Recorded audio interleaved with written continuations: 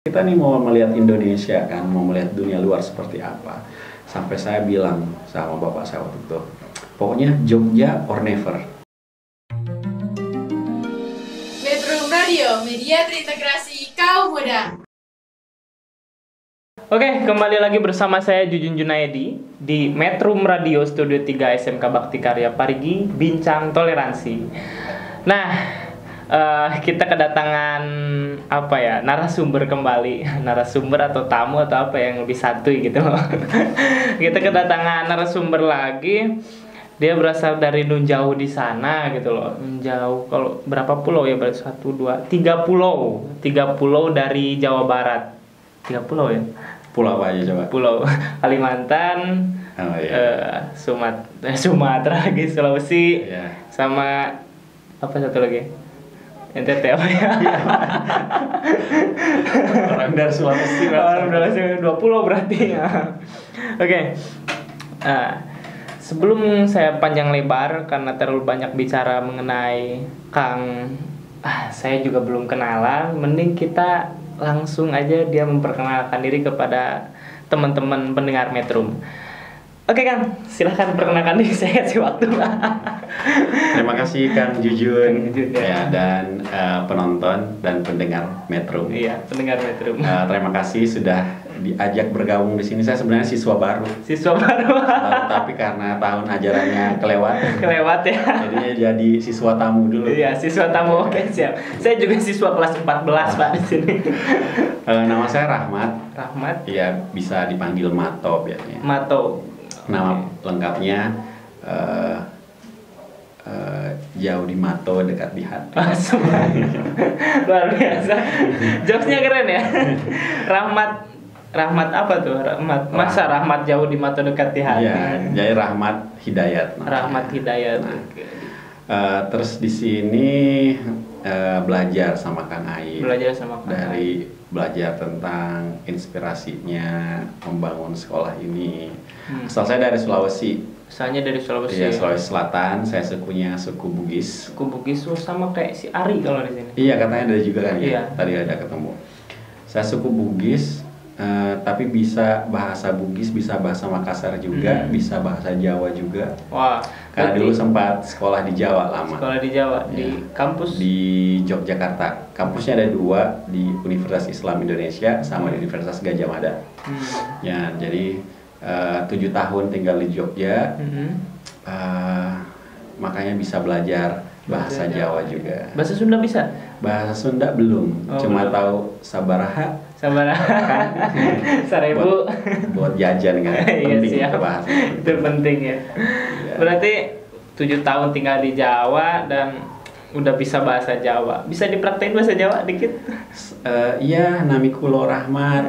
Kulo sampun Sulawesi Siti mawon bahasa Siti mawon semua. Oke. Menarik sekali Kang Rahmat Hidayat gitu. Yeah. Dia pernah tinggal di Jawa, sekolah berarti yang SD di Sulawesi di sana? Iya, SD sampai SMA di Sulawesi. Nah, setelah lulus SMA, saya bercita-cita mau melihat Indonesia lebih luas. Nah, makanya hijrah ke Jogja. Apakah sendiri gitu hijrah atau sama orang tua? Iya, sendiri. Waktu itu sendiri naik kapal laut dari Makassar ke Surabaya, terus dari Surabaya nyambung travel lagi ke Jogja. Terus saya betul-betul sendiri sih. Jadi umur 17 tahun, Pak. Ya, 17 tahun udah belajar mandiri. Sebenarnya dari kelas 3 SMA waktu itu udah sendiri juga sih karena pindah sekolah ke kota. Nah, sementara keluarga semuanya tinggal di desa. Gitu. Sekarang statusnya udah menikah. Belum. Statusnya udah menikah, udah punya berapa anak nih? Udah, alhamdulillah baru punya 1 anak. Umurnya baru 2 bulan. Baru 2 bulan, berarti baru-baru nih nikahnya? Baru tahun lalu nikah. Baru tahun lalu ya? Oke. Kan udah nikah, udah pernah tinggal di Jawa. Terus apa sih yang apa yang dipelajari di Jawa gitu? Apakah istrinya juga orang Jawa atau yang orang Bugis? Nah, saya jauh-jauh sekolah di Jawa, ternyata jodohnya orang Sulawesi juga. Orang Sulawesi juga ya, nggak dapat orang Jawa ya? Jadi istri saya orang Sulawesi Selatan juga, asal dari Parepare. Tahu Parepare? Parepare itu kota masa kecilnya Pak Habibie. Kota kelahiran juga ya. Ada yang tahu announcer Parepare ya? Parepare di Sulawesi Selatan. Tapi istri saya itu lahir dan besar di Arab Saudi. Oh, lahir karena besar. orang tuanya kerja di sana. Oh. Sampai sekarang orang tuanya masih tinggal di sana. Jadi sudah 30 tahun lebih orang tua tinggal di sana. Pas kuliah baru balik ke Sulawesi buat kuliah. Sekolahnya di Arab. Berarti istrinya bisa bahasa Arab dong? Alhamdulillah. Nah, suaminya ketularan nggak ya? Kalau saya nggak bisa bahasa Arab. Oh, nggak bisa ya. Oke. Nah, istri orang Sulawesi, pernah tinggal di Jawa. Masnya pernah tinggal di Jawa. Ada nggak sih perbedaan ketika habis kerantau nih di Sulawesi terus balik lagi ke Sulawesi, apa yang dirasain gitu? Ada yang hilang kah atau ada perbedaan seperti apa yang tidak dirasakan di Jawa dan di Sulawesi gitu? Ya kebetulan karena Jawa dan Sulawesi itu bedanya cukup cukup beda banget. Beda banget. Kalau orang Jawa itu karena di Jogja lebih halus, lebih perasaan lebih tentram gitu ya. Matun sewa atau matun nuhun ya. Nah, kalau di Makassar tuh karena kita cenderung budaya itu budaya ini ya. Kalau misalnya bicara ngomong agak keras. Jadi kadang kalau ngomong biasa dikira marah gitu. Nah, jadi bedanya di situ. Makanan juga beda. Di Jogja tuh kebanyakan manis-manis. Kalau di Sulawesi rata-rata ya asin pedas gitu. Asin pedas ya. Saya tuh yang paling penasaran gini, ketika siswa saya bilang kalau nikah di Sulawesi tuh maharnya mahal. Apakah itu benar dan sesuai fakta kepada orang yang sudah menikah gitu atau hanya mereka tuh mendengar atau simpang siur dan sebagainya gitu? Bagus. Ya, mengkonfirmasi ya. Mahal itu kan sebenarnya relatif ya. Iya, sebenarnya relatif. Tapi emang lebih tinggi. Biaya pernikahan di Sulawesi Selatan dibandingkan dengan daerah lain mungkin. Karena di Sulawesi Selatan itu ada yang dikenal dengan namanya uang panai.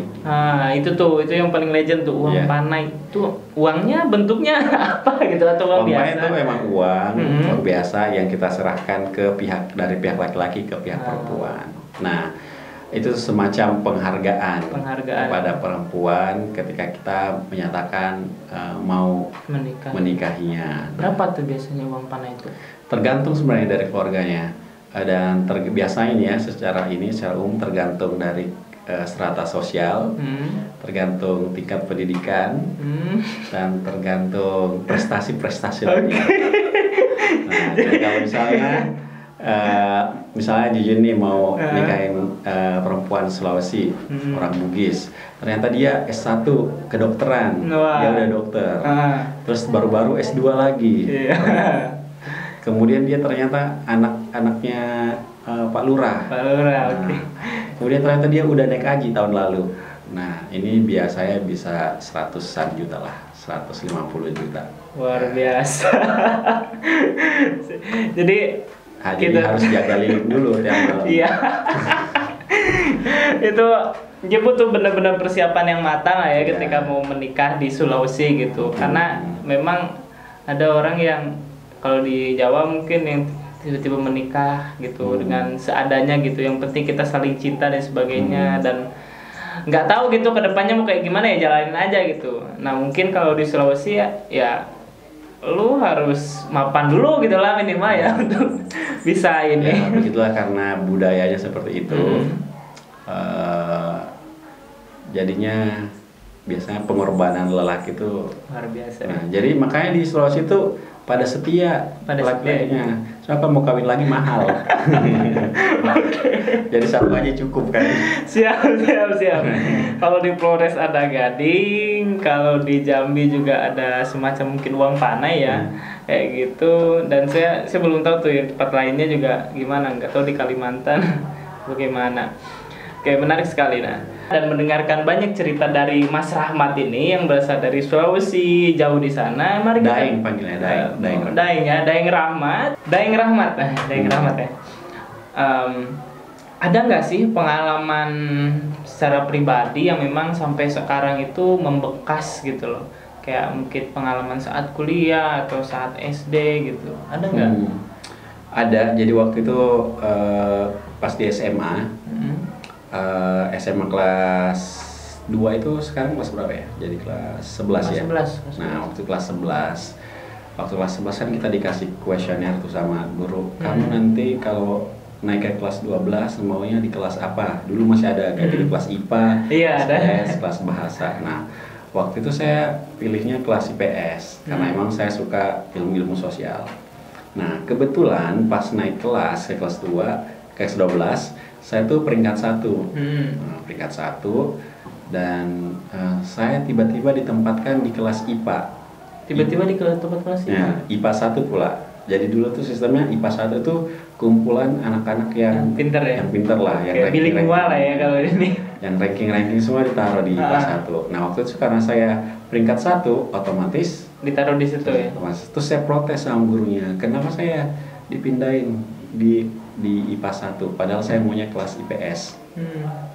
Terus dijelasin, kamu kan di peringkat 1, kamu pinter, kamu harusnya di IPA 1, di situ teman-temannya pinter-pinter. Nah, berarti ada diskriminasi terhadap orang itu IPS kan? Saya protes loh, kok bisa kayak gitu? Saya kan mau belajar hal yang saya sukai dan saya emang tertarik, jadinya saya mau belajar, mau pindah di IPS. Lagian kenapa ada labeling seperti itu ya, kalau misalnya anak IPA lebih pintar dari anak IPS atau lebih pintar dari anak bahasa, kenapa kita harus dibeda-bedakan seperti itu? Nah, terus saya protes ke gurunya, bilang kayak gitu, pokoknya saya mau pindah, gak mau belajar di IPA. Nah, akhirnya dipindahin. Tapi gurunya sambil heran-heran, kok ini anak mau pindah ya? Maksudnya ini anak kok geblek mau pindah? Enak di IPA 1. Iya. Siswa lain banyak yang pengen masuk IPA 1 sampai harus nego sama gurunya dari pindah IPA 1. Nah, ini anak IPA 1 mau pindah ke IPS. Dan IPS stigma dulu anak-anak itu anak-anak nakal. Tapi sampai sekarang gitu juga ya. Sampai sekarang di Pangandaran juga sama lah ya. Kalau anak IPS itu pandangannya ya gitu. Ya mereka mungkin dalam tanda kutip kurang pintar lah atau anak yang bandel-bandel. Jadi waktu itu saya jadi bahan gosip semua. Jadi bahan gosip ya. Bahan gosipnya guru, bahan gosipnya siswa-siswa. Saya diceritain ngapain nih anak dari IPS kayak gitu. Nah, tapi memang karena saya orangnya mau melawan arus ya, maksudnya saya juga membawa misi, saya nggak mau mengikuti arus mainstream, nggak mau mengikuti paham-paham orang bahwa anak IPA tuh anak pintar, IPS tuh anak bodoh. Saya emang mau pindah ke IPS karena saya emang mau belajar ilmu sosial dan saya mau membuktikan kalau anak IPS tuh tidak ada bedanya sama anak IPA atau anak bahasa. Semuanya kita cerdas dengan keilmuan masing-masing. Benar banget. Jadi tidak boleh lah kita mendiskreditkan gitu loh. satu hal gitu. Dan pas lulus lagi saya mau kuliah di Jogja, tapi nggak dibolehin sama orang tua. Kenapa tuh? Karena jauh katanya. Jauh. Nah, terus saya bilang, ini saya harus ke Jawa, ini masa ngelihatnya Sulawesi tok kan? Iya benar. Lihatnya orang Makassar aja. Kita nih mau melihat Indonesia kan, mau melihat dunia luar seperti apa. Sampai saya bilang sama bapak saya waktu itu, pokoknya Jogja or never. Kuliah di Jogja atau nggak kuliah sama sekali. Nah, akhirnya setelah negosiasi panjang, saya dibolehin. Ada saudara? Nggak ada. Tapi ya udah, dia bilang, bapak saya bilang ya udah, tapi pergi sendiri naik kapal laut. Nah, waktu itu saya ingat banget kapal laut situasinya kayak, udah pernah naik kapal laut belum? Belum pernah. Aduh, orang bejibun berebut naik tangga, saya gotong-gotong kardus sendiri ya? Sendiri udah mau jatuh di tangga, ketarik-tarik orang. Terus karena tiketnya ekonomi, tidurnya di pinggir-pinggir kapal itu. Waktu itu sekitar 1 hari perjalanan, 1 hari 1 malam perjalanan dari Makassar ke Surabaya. Tidur di emperan, melukin tas, takut nanti ada yang curi. Iya benar. Terus setelah itu naik mobil lagi, naik bus ke Jogja. Di Jogja nggak tahu siapa-siapa. nyari kosan sendiri gitu. Oke. Tapi di Jogja jurusan apa tuh? Akuntansi. Akuntansi. Di PS akuntansi. Iya. Akuntansi. Pas kan? Pas. Di apa? Universitas apa tuh? Universitas Islam Indonesia. Oh, UII. Universitas Islam Indonesia. Tadinya mau bilang gitu. Tapi disensor gitu. Ada teman saya yang kuliah di situ. Oke. Di UII. Apa sih pengalaman, ada nggak yang hal menarik nih di UII yang bisa dibagi nih, hal menarik ketika kuliah di UII? Banyak juga sih. Jadi waktu saya kuliah di UII itu kan lingkungan baru bagi saya. Ketemu dengan orang-orang mayoritas memang orang Jawa, Sumatera gitu. Nah, pertama kali nih saya berinteraksi dengan orang Jawa secara langsung. Nah, jadi saya dijadiin bahan bercandaan kadang sama teman-teman karena asal dari timur, dari Indonesia Timur, dari Makassar, sering dibecandain, sering diajarin juga bahasa-bahasa Jawa, tapi yang sebenarnya bahasa-bahasa kotor kan. Sama lah di sini. Sama di sini juga. Sama lah anak-anak yang memang aduh parah memang. Tapi sempat ikut aktif di organisasi apa gitu? Waktu saya aktif di banyak kegiatan mahasiswa, aktif di luar kegiatan mahasiswa juga. Saya paling aktif waktu itu di kegiatan persnya. Pers mahasiswa, saya sempat jadi kejurnalistikan gitu ya. Jurnalistik. Kemudian aktif di debat juga, debat bahasa Inggris. Wah, berarti jago bahasa Inggris. Ya. Alhamdulillah selama kuliah itu udah ikut program pertukaran mahasiswa ke hampir 20 negara lah. Wah, luar biasa, 20 negara. Nah, aduh. 20 negara tuh kemana aja tuh? Dari Eropa, Asia. Kalau Eropa sih Belanda, Jerman. Negara pertama saya ke Jerman waktu itu. Jerman, Belanda, Prancis, Belgia, Finlandia, Estonia, apalagi Latvia, banyak lah, Korea Selatan, banyak lah. Oke. Udah 20 negara. Itu tuh dari bisa bahasa Inggris kah atau memang dari apa program apa gitu, apa yang diselenggarakan oleh kampus atau ikutan program? Ada yang diselenggarakan oleh kampus, ada yang daftar sendiri program luar kampus. Waktu itu sebenarnya saya kurang bagus bahasa Inggrisnya. Jadi butuh waktu 2 tahun sampai saya lolos satu program pertukaran mahasiswa. 2 tahun tuh gagal terus. Daftar ini gagal, daftar ini gagal, daftar ini gagal. Sampai akhirnya nyerah ya? Iya, tapi nggak nyerah, harus terwujud nih saya. Karena cita-cita saya mau melihat dunia kan. Kuliah di Jogja udah melihat Indonesia lah, karena waktu itu udah banyak temennya dari daerah lain. Saatnya nih melihat dunia lagi nih yang harus diwujudkan. Nah, sambil saya perbaiki bahasa Inggris saya, kemudian saya ikut aktif kegiatan sosial. Waktu itu sempat bergabung sama LSM. Di LSM ini banyak relawan asingnya. Jadi bisa praktek langsung bahasa Inggris kan. Nah, di situ bahasa Inggrisnya udah semakin baik, aktif di klub debat juga. Nah, sampai akhirnya tahun 2008 kalau nggak saya daftar program pertukaran mahasiswa ke Jerman. Nah, akhirnya lolos waktu itu. Setelah itu terbukalah pintu-pintu yang lain. Karena udah punya pengalaman, udah tahu gimana caranya menulis surat motivation letter istilahnya gitu ya. Semacam esai lah ya. Semacam esai, bagaimana kalau diwawancarai. Nah, akhirnya bisa. Ada tips gak sih buat teman-teman pendengar nih, buat supaya mungkin ada nih yang sudah mendengar ini mahasiswa yang aduh saya pengen coba nih ke luar negeri lewat pertukaran pelajar. Ada nggak tipsnya gitu supaya mereka mereka kan suka membayangkan pasti mahal, pasti apa gitu kan, pasti susah gitu. Nah, ada nggak tips yang bisa dibagiin gitu lah ya? Tipsnya yang paling penting itu adalah penguasaan bahasa Inggris, karena bahasa Inggris itu adalah bahasa internasional. Kalau kita mau go internasional istilahnya, ya harus punya kuncinya adalah bahasa Inggris. Bahasa Inggris ini harus diperkuat di skill menulis, writingnya, kemudian speakingnya harus bisa aktif.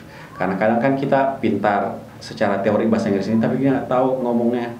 Kalau ditanya kita mungkin punya ide yang bagus, tapi pas ngasih tahu orang, orangnya bilang kok idenya jelek banget ya. Padahal sebenarnya maksud kita bukan kayak gitu kan. Ide kita bagus, cuma kita kurang tahu cara menyampaikannya dengan benar. Nah, jadi bahasa Inggris harus diperkuat.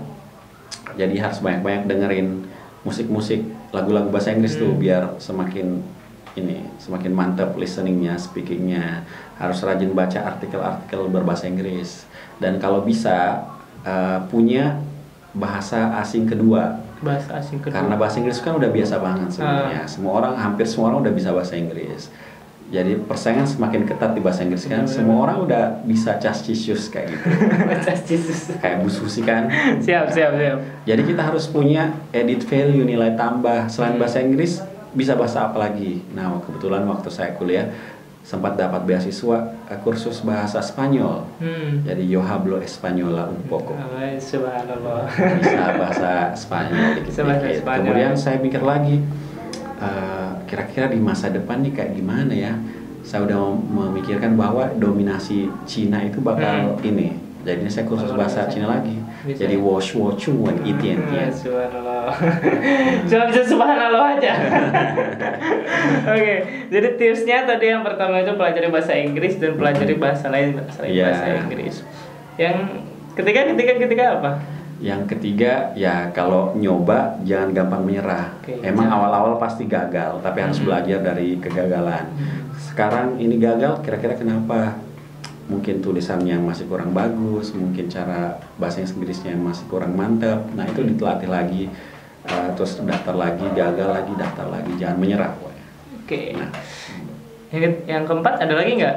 Yang keempat ya coba aja terus. Oke. Menarik sekali. Sebelum kita lanjut untuk mendengarkan gagasan-gagasan yang lain dan pengalaman-pengalaman yang lain, stay tune terus di Metro Radio Studio 3 SMK Bakti Karya Parigi, Bincang Toleransi. Masih bersama saya Jun Junaidi dan Daeng Rahmat.